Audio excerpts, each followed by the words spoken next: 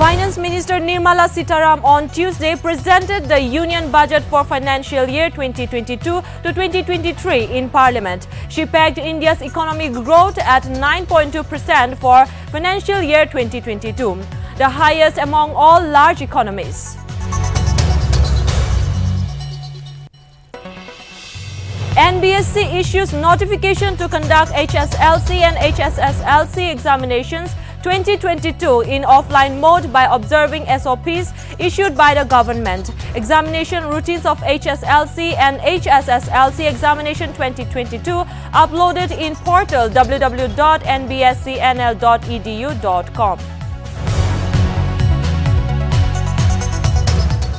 ICAR organizes stakeholder meet on Tuesday at ICAR Research Complex for NEH Region Nagaland Center, Medzipima, Nagaland.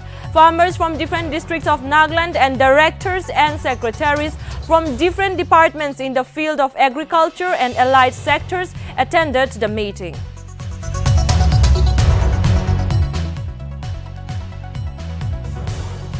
All Nagaland Field Workers Association PWD Road and Bridges, Housing and National Highway under Noklak unit agitated on 1st February due to delay in salary for more than 22 months. Public to gather on Tuesday to hear response from government.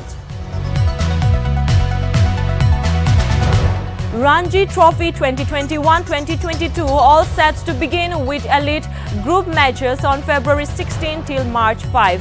8 groups of 4 teams each will feature in premier domestic competition. Knockouts to be held in June.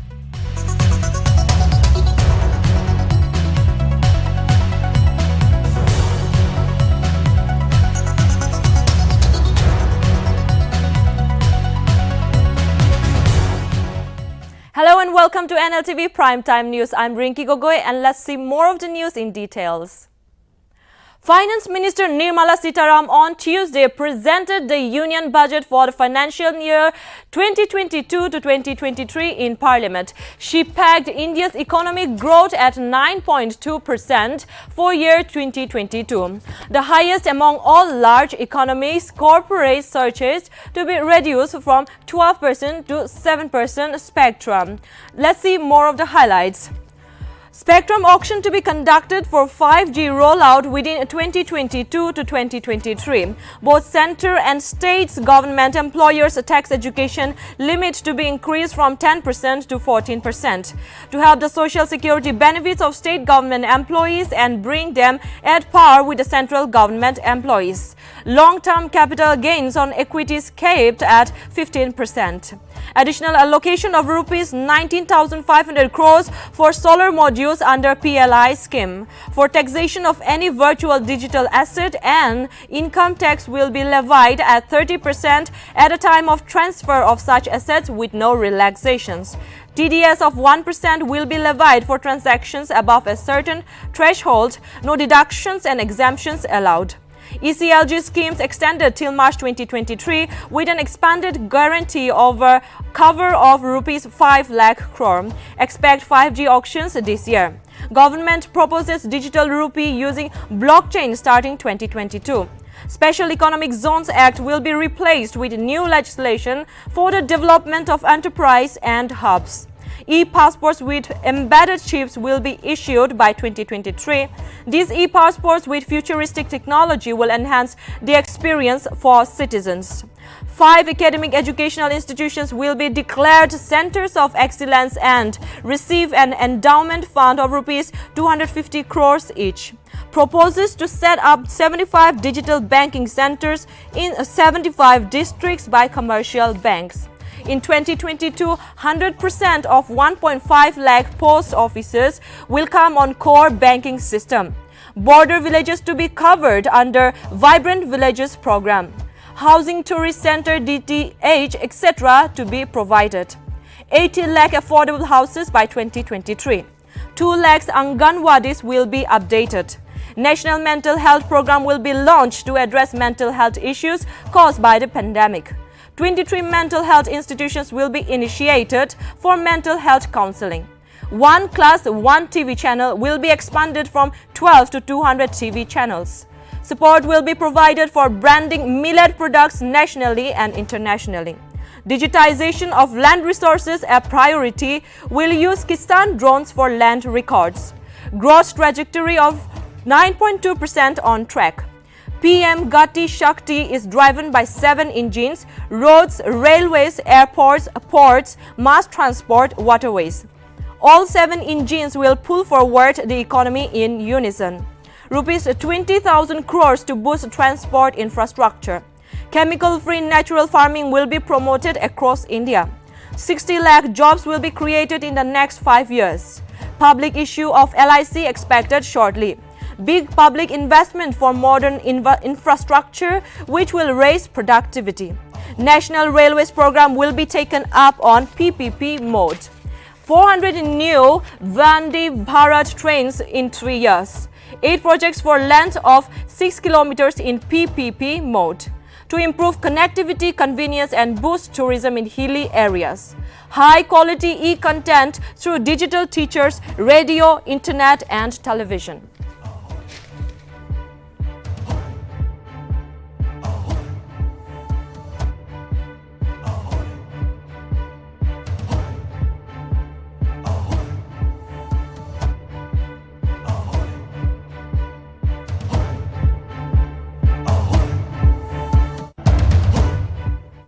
Nagaland Board of School Education Kohima has issued a notification on Monday that HSLC and HSSLC examinations 2022 will be conducted in the offline mode by observing the SOPs issued by the government.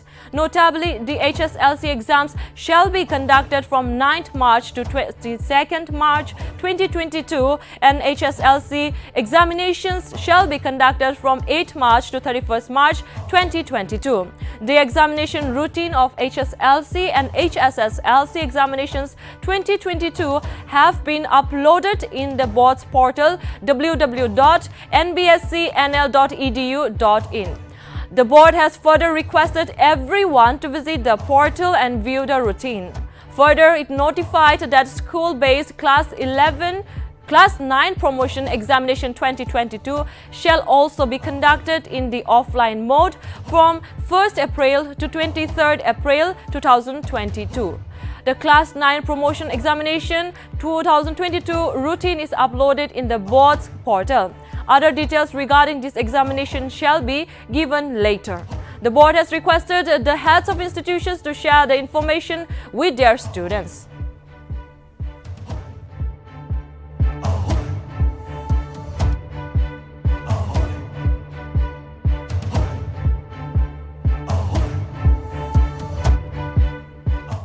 The ICAR has organized a stakeholder meet on Tuesday at 9:30 a.m. at the ICAR Research Complex for NEH Region Nagaland Center, Medzipima, Nagaland. The meeting was organized in order to address various issues and strategies for the improvement of agriculture and allied sectors in the face of newer challenges. The farmers from different districts of Nagaland participated in the meeting, and directors and secretaries from different departments in the field of agriculture and allied sectors also attended the meeting. Agriculture Production Commissioner, Government of Nagaland Y. Kiketo Sema IAS, graced the meeting as a special guest. In his speech, he stated that 70% of the population lives in rural areas and are engaged in agricultural sectors, where one should turn agricultural opportunity into a business model. The ICAR Research Complex for NEH Region Nagaland sector has been endeavoring for the development and subsequent transfer of location-specific technology in the field of agriculture and allied sectors in collaboration with state development departments, research and education institutes, as well as other financial institutions. Departments, Government of Nagaland. You know, as far as our state is concerned, approximately 70% of our population lives in rural areas, and they are engaged in agri and allied activities. And out of that, approximately 73% are engaged in jom and shift in cultivation, and 27% are taken up terrace cultivation. And in the technical session also we have discussed that we appreciate that we cannot stop traditional way of cultivation, but Jum cultivation, but we need to improve the Jum cultivation. Why? Because we found that traditional way of cultivation is not found to be economically and ecologically sustainable. So we have discussed in the morning and in the afternoon that how all the agri and allied departments should come together, the state government department should come together, and also the center agency like ICARs and KVK should come together and address the issue, the climate change, the drought-like situation that was faced last year. The Indian Arunachali teen who was abducted by the Chinese army from Arunachal Pradesh has returned home. However, teen's Miram's father, Opang Taron, alleged that his son was mentally exhausted as the whole incident scared him. Miram was tied and blindfolded by the China's People Liberation Army for more than a week, kicked in the back and given mild electric shock initially. He was kept blindfolded most of the time and his hands were tied during captivity. They united him only when it was time to eat or relieve himself. But they provided him with adequate food, stated Opang Tarun. On reaching home, Miram was given warm welcome by the villagers of Zido, officials and Panchayat.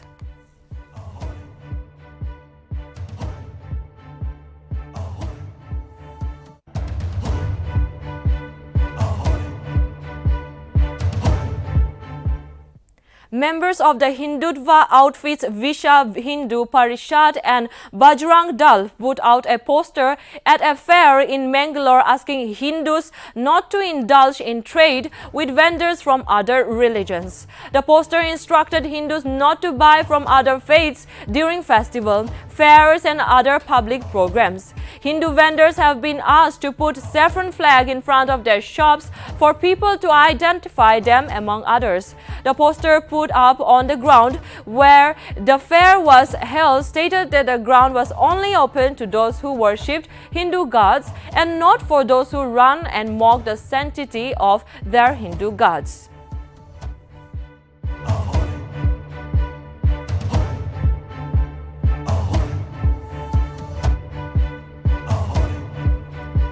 The 63rd Northern Angami Sports Association Meet 2022 started off on Tuesday at Indira Gandhi Stadium.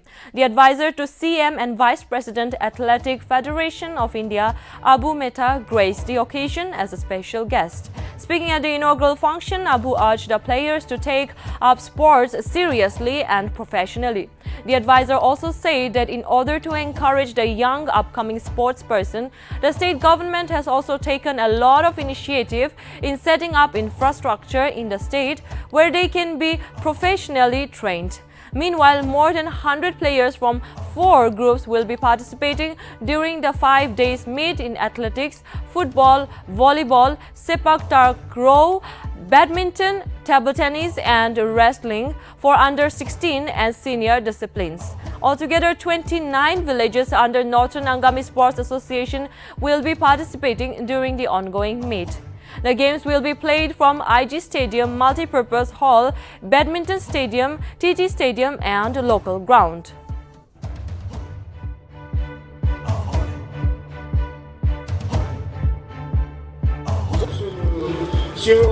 Human activity mohoza. Wars it's economic mohoza. Television nunui mohoza. YouTube nunu mohoza. Platform the most watched human activity on earth is games and sports.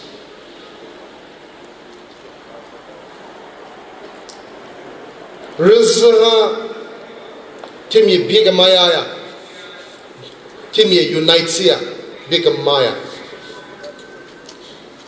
Sports bring people together. Sports unifies the human race.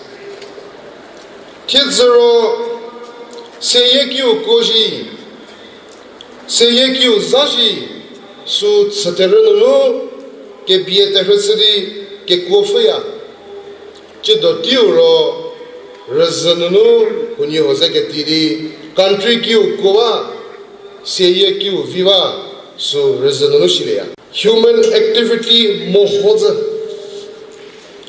Wars at Sabonari Mohoza Television. All Nagaland Field Workers Association, PWD, Road and Bridges, Housing and National Highway under Noklak unit on 1st February agitated due to the delay in salary for more than 22 months, for which the workers under the Noklak unit are facing problems in their day-to-day life and to sustain the needs of the family. PWD office Noklak was shut down during the agitation, and the public demanded the government of Nagaland to quickly take up necessary action and do the needful.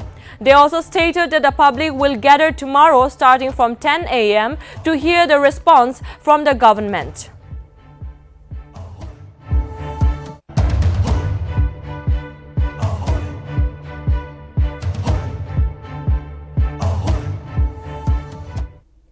The Noklak District GBs Association celebrated its 32nd General Session under the motto Trust and Justice at Patso Town on Tuesday at 10 a.m. H. Hayang, Advisor Prison Printing and Stationery Government of Nagaland, graced the occasion as a special guest. Notably, Hyamningyan GBs Association are in search of site to build Noklak District GBs Association office. In regard to this, special guest H. Haying stated that by the grace of God, if things go well and they get the site, he promised that he will give his best to fulfill their dreams in building Noklak District GBs Association office in Noklak District headquarters.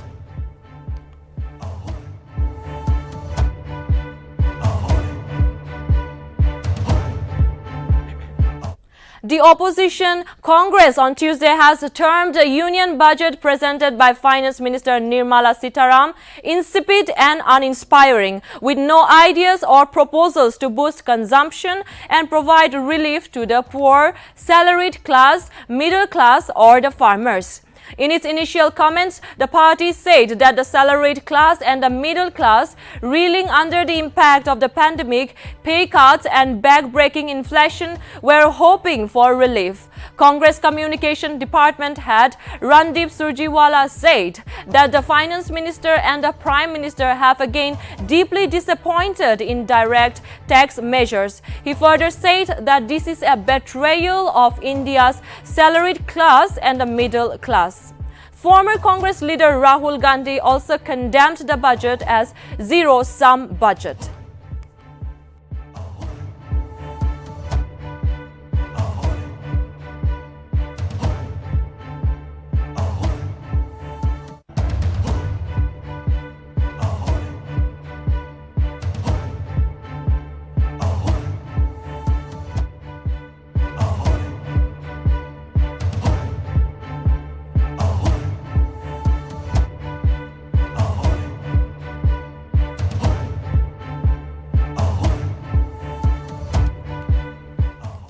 Prime Minister Narendra Modi on Tuesday, February 1, addressed the nation to hail the Union Budget 2022 that was presented by Finance Minister Nirmala Sitaram earlier in the day.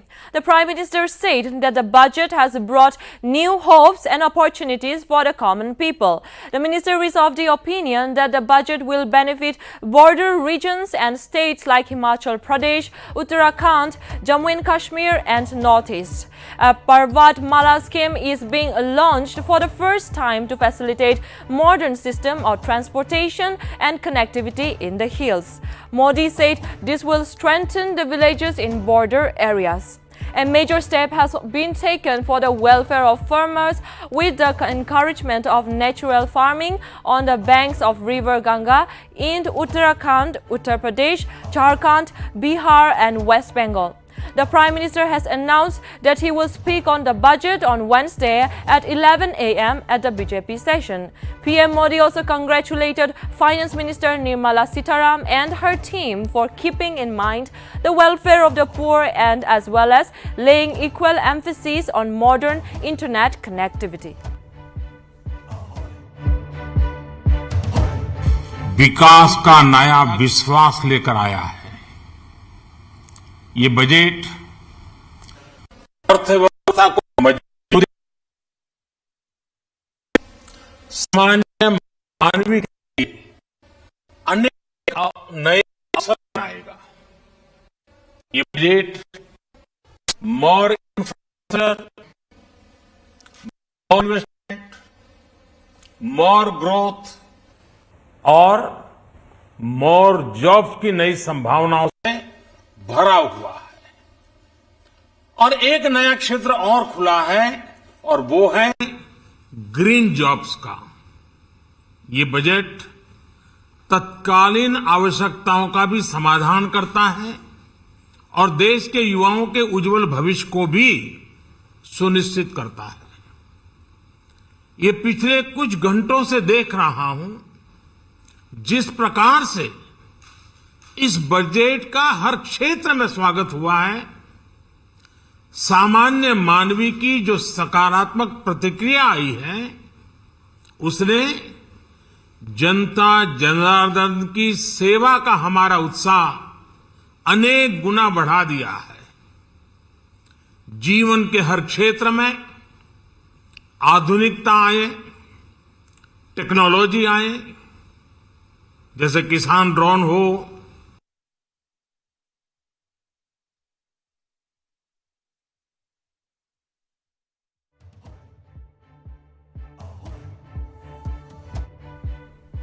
Nagaland Chief Minister wished Assam counterpart Dr. Hemanta Biswa Sarma on his 53rd birthday on Tuesday. The minister took down to Twitter and wished for good health, abundant happiness and long life. The Assam Chief Minister Hemanta Biswa Sarma celebrated his 53rd birthday on Tuesday. On his 53rd birthday, the minister received heartwarming birthday wishes from fans, followers and all well-wishers across the state and from different parts of the country. Happy birthday to you. Happy birthday to dear one. Happy birthday to you.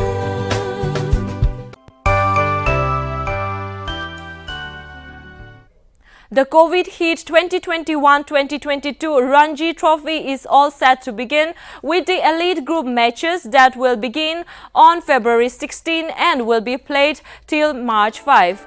8 group of 4 teams will play in the premier domestic competition this time, with the 6-team played group matches to be held simultaneously.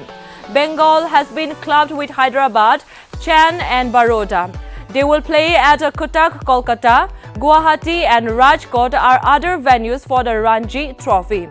Meanwhile, Tamil Nadu will play group matches in Ahmedabad and are placed alongside Jharkhand, Chhattisgarh and Delhi. Hyderabad and Tiruvandrum are likely the 2 other venues. The format has been tweaked and there will be 8 groups of 4 teams, each with the played group comprising of 6 teams. The knockouts will be held in June. No Red Ball trophy has been taken in India since the Ranji Trophy final match 2020. BCCI Secretary Jay Shah on Friday said that the postponed Ranji Trophy will be held in 2 phases as he cleared the decks for India's premier domestic competition to resume after being cancelled last season.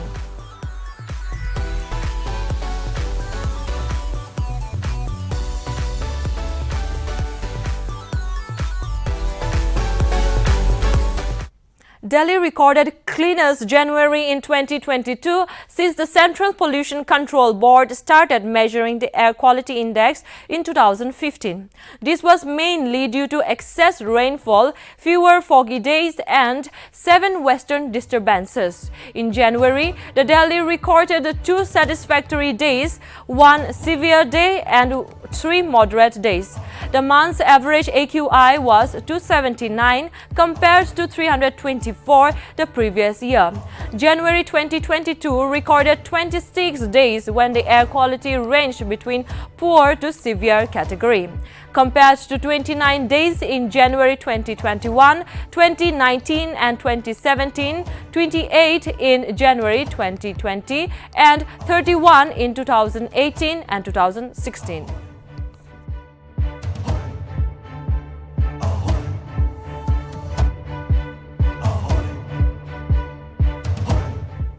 The Madhya Pradesh government on Monday declared that all schools will be reopened from Friday 1, 2022 and classes 1 to 12 will be held with 50% attendance. Online classes will continue and parents' consent is mandatory for a child to attend physical classes. Chief Minister Shivraj Singh Chauhan on his Twitter handle stated that discussions were held with medical experts on the issue of reopening schools.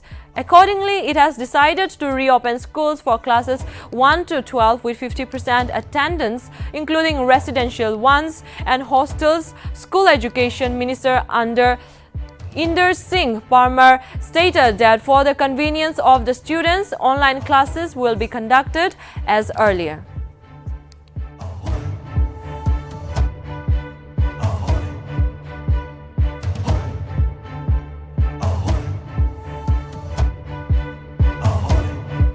Three men have been arrested for allegedly cheating people by posing as vaccine government officials and hacking their WhatsApp account in Delhi on Monday. The accused have been identified as Manish Kumar, Rohit Singh and Koshilendra Singh Tomar. The trio used to hack into the victims' WhatsApp accounts by seeking OTP to register for vaccine dose and then sent messages asking for money to their relatives. The police said a complaint was received that someone's WhatsApp account was hacked and messages were sent to the person's friends and relatives asking for money. The police received 25 same complaints. Notably, the modus operandi of the crime was same in all the cases. Hence, with the help of the technical and human intelligence and analysis, the caller was identified as Manish Kumar. A raid was conducted in Agra and he along with his accomplices were arrested during the interrogation. Manish disclosed that a year ago he learned WhatsApp hacking on YouTube and thereafter he started cheating people on different pretexts.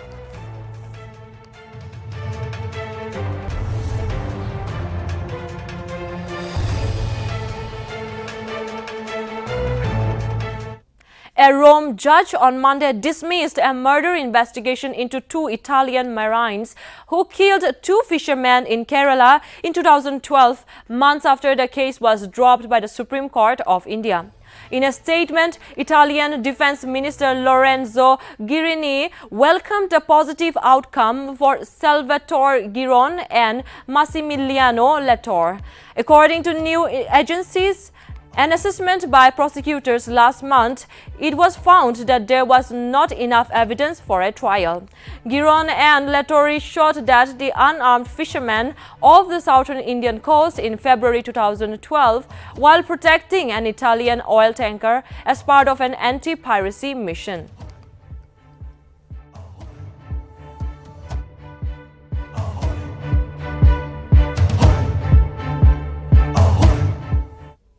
Finance Minister Nirmala Sitaram on Tuesday addressed a press conference on the Union Budget 2022.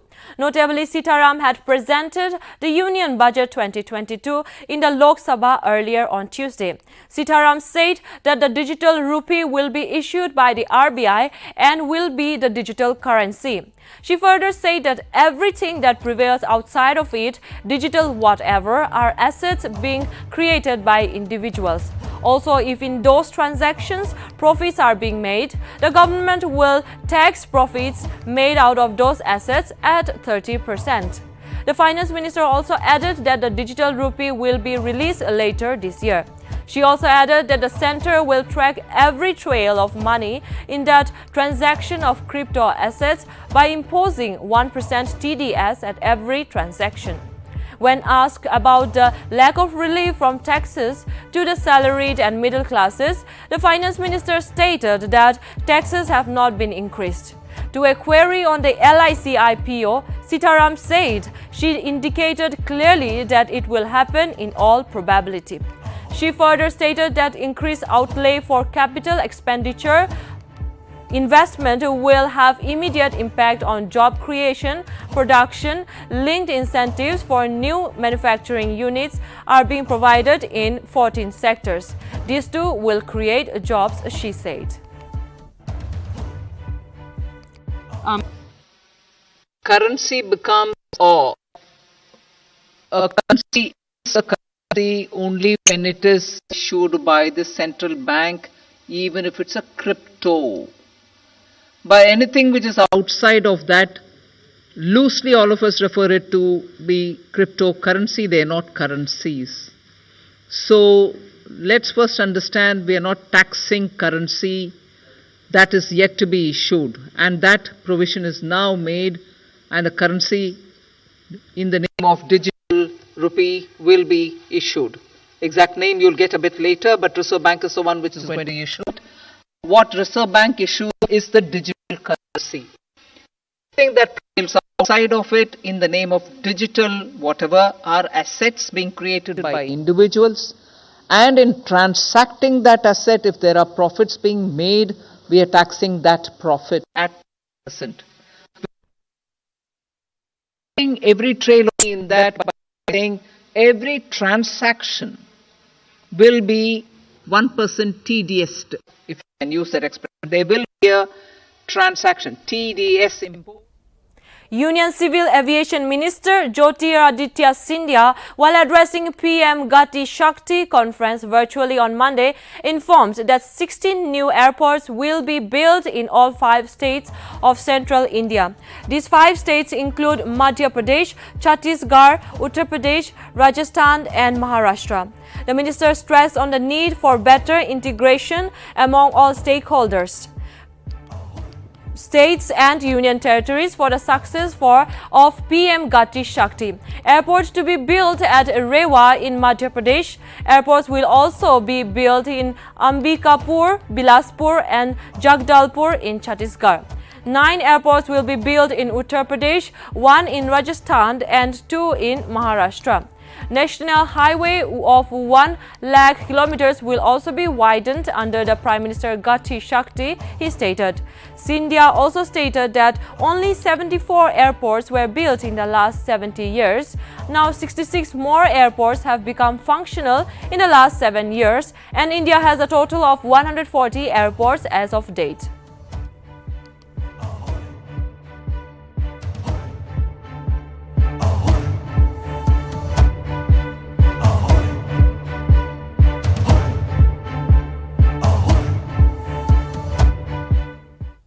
Thank you, viewers. That's all for NLTV Primetime News. I'm Rinki Gogoi signing off. But for more updates, keep watching NLTV. Sob Manulagawas.